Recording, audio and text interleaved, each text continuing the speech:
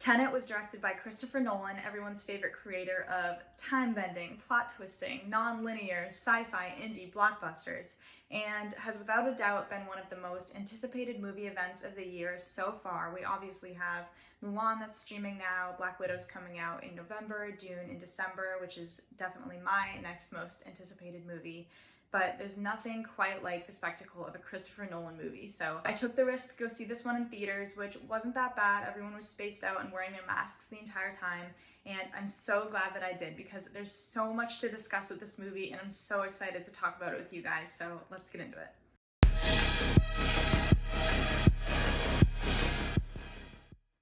Tenet has obviously been marketed really mysteriously, so I'm gonna have to tiptoe around spoilers, but everyone has access to the trailer and the summary that's online, which is armed with only one word, Tenet, and fighting for the survival of the entire world, a protagonist journeys through a twilight world of international espionage on a mission that will unfold in something beyond real time.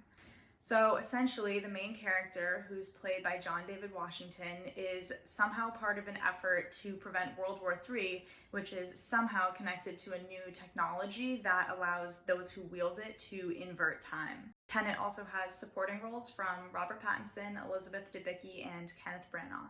I unfortunately did not have the experience that I wanted to with Tenet, but hold on, because it's so much more complicated than just not enjoying it. The first two acts were a real struggle for me. The third act feels like you're watching an entirely different movie, but I'll get into that later. The people who have been wanting Nolan to direct a Bond movie for a really long time will finally get to see what that looks like, because the first at least half of this movie is really just international espionage, and we don't get to see a lot of the inverted time concept that he's tackling. I have no issue with this though. The thing that took me out of the movie in the first two acts was how unnecessarily convoluted and confusing the plot was. If you see this movie and you feel lost, I promise you are not stupid. A lot of the things that happen in the beginning feel really rushed, and it often feels like you're thrown into scenes without having enough background information to really understand what's going on. Ironically enough though, this happens in tangent with scenes where we're given really confusing exposition dumps. This caused John David Washington's character, who isn't actually given a name, he's just listed as the protagonist in the credits,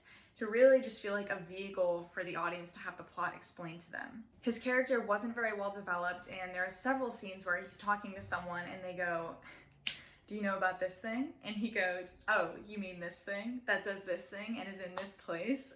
Literally exactly like that. Like, thanks for the exposition, Nolan, very cool. A lot of people are saying that they didn't understand what was going on until about 2/3 of the way through the movie, and they're actually, if they liked the movie, glorifying the fact that it was so confusing. The funny thing about that is that Nolan actually presented the inverted time concept very accessibly and in a way that was easy to wrap your head around, and it's the regular plot that's so confusing. There's a difference between not understanding a concept and not being able to follow the plot. It's not a good thing for espionage to be this confusing. To make things even worse, he did this weird sound mixing thing again that he's done with a couple of his other movies where you can't really hear people over the score a lot of the time, and it's really easy to miss key dialogue. It makes you feel like you're playing catch up a lot of the time, and I thought it could have just been the theater that I was seeing it in, but it sounds like almost everyone has been having this issue. Christopher Nolan, if you're watching this, I promise you, we want to hear what people are saying. You don't need to mix the sound like that. Other than that, the acting wasn't anything super terrific. John David Washington's performance didn't really grow on me until the last 30 minutes or so,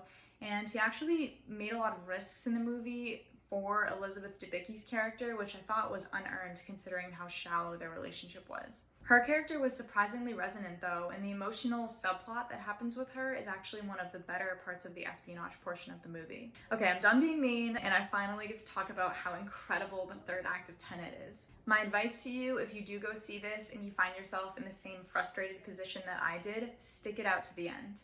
Everything starts to come together, make a little more sense, and we get to see Nolan just about at his best towards the end of the movie. Once he gravitated away from the espionage part and started to have fun with the inverted time concept, I was completely locked in. This is Nolan in his element. The climax of the movie is a scene that explores the time concept in probably the most awesome way possible. It's so hard not to spoil, but I'll just say that there are scenes where people are fighting, going different directions in time. There are buildings that are being blown up at the same time that they're being rebuilt, and there are car chase scenes where some people are driving forwards and some people are inverted, and we all know about the giant plane scene. These sequences are where Nolan's vision really shines, and I really hope they release behind the scenes footage of how the hell they made all of that work, because it's really impressive to watch. Tenet is also not without Nolan's usual gorgeous wide shots. There's a lot of beautiful scenery on water, and the score is as good as we should expect from a Nolan film. This was actually the first time since 2005's Batman Begins that Nolan hasn't been accompanied by Hans Zimmer, because he decided to go do Dune instead. So Ludwig Göransson took over, and honestly, without knowing it wasn't Zimmer, you probably couldn't even tell the difference. Some of the music sounded like it was being played backwards, and the entire soundtrack really complemented the tone of the film. I actually really loved the score. If nothing else, Tenet is a film that you can talk about and decipher with your friends for hours after seeing it, regardless of whether you love it or have some issues with it. So many of Nolan's technical, visual, and conceptual trademarks are prevalent, but I don't think the amazing third act was enough to win me back over after all of the clunky exposition and confusing plot leading up to it. That being said, the movie was obviously a huge feat, both technically and conceptually, and I know for a fact it's going to grow on me every time I rewatch it, so I'm going to give Tenet 4 out of 5 stars.